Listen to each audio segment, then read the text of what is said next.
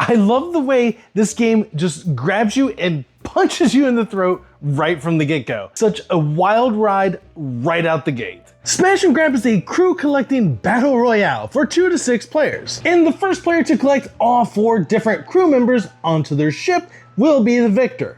And throughout the game, these crew members will semi-randomly populate onto the board, and all you have to do is fly over them to pick them up. Sounds simple, right? Well, it is. The only problem is all the other players are going to be trying to do the same exact thing.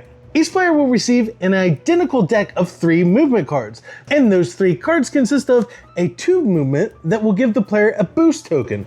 Boost tokens are cool because you can spend them to move extra spaces.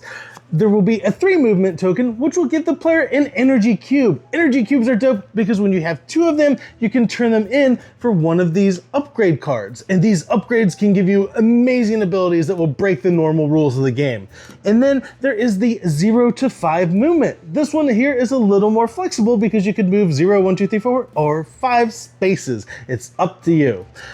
Anyways, simultaneously, all the players around the table will secretly choose one of these and they will put it underneath their ship card. Now here's where things get pretty cool. The orientation of the card matters because you are choosing a direction that you are committing to moving your ship. Let's say I'm the blue player and I'm wanting to move closer to this yellow crew member here.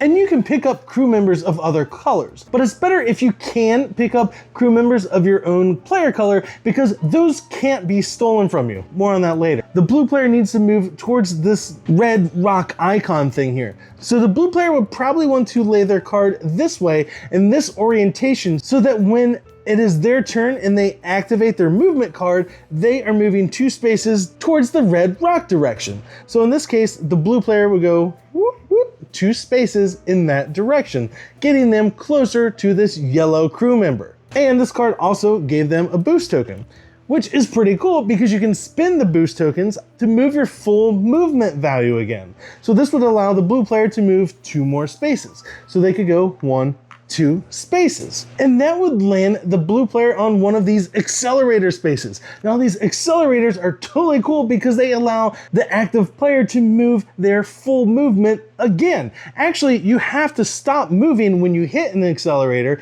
then you have to move your full movement, not the balance of your movement, again, but you can move it in any direction. They can move 1, 2 spaces even closer to that yellow crew member. Now they're only 1 space away. So not only are you choosing a speed or a number of spaces to move, you are also choosing the direction.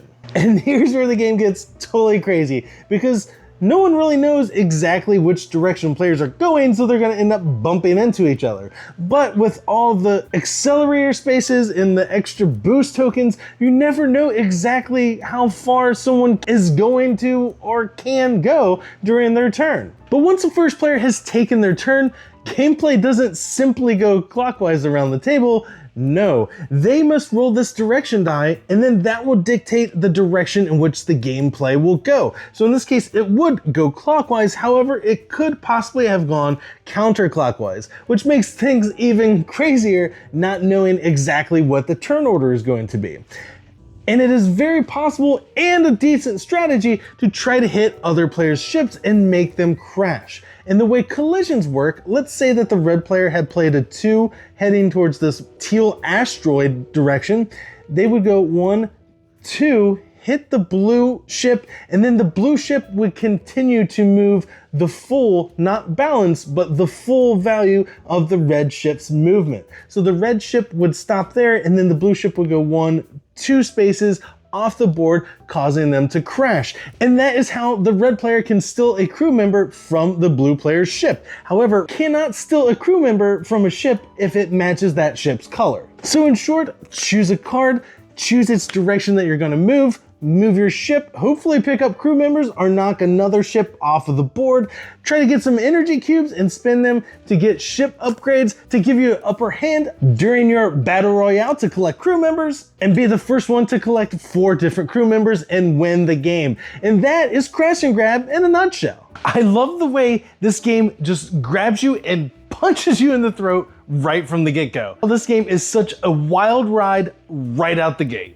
There's like no build up. As soon as you start playing, bam, you're collecting crew members, or you're getting knocked off the board and players are stealing crew members from you. It's just chaos right away. And the game can be quite combo-tastic, having the boosters and the accelerator spaces. Sometimes just 2 or 3 movement can go a really long way. Maybe move all the way across the map and knock your opponent off and steal one of their crew members, or just pick up a crew member that happens to be at one of the crash sites. So you might be able to move 3 movement, spin with your booster cubes to move another 3 movement, but maybe you only need to move 1 or 2 spaces to hit an accelerator, and then you can totally change directions. And that makes trying to guess what your opponents are trying to do when you're selecting one of your 3 movement cards darn near impossible. And it's funny that sometimes you will be quite certain that a player will try to go for a specific crew member that's out on the board, and they will just totally flip a 180 on you and not do that. So there is a slight, almost like bluffing aspect to the hidden programming. And what I enjoy most too is that the programming is simultaneous. So there's really little to no downtime. Players just secretly select one of those cards and put them face down, and then bam, you're in the action. And what's great is that even when it's not your turn and you're watching the other players take their turns, you kind of care what's happening because there's a high likelihood what they're doing will impact your turn, such as steal the crew member that you were going to get or knocking your ship off of the board, which kind of stinks if they have less crew members than you because they could steal one of your crew members. However, if that's not the case or they can't steal one or whatever, getting knocked off the board prior to your turn isn't exactly the worst thing because when it does come around to your turn, you do get to respawn on the board. And to do so, you roll that die, then you place your ship on the matching crash site that matches the number that you rolled.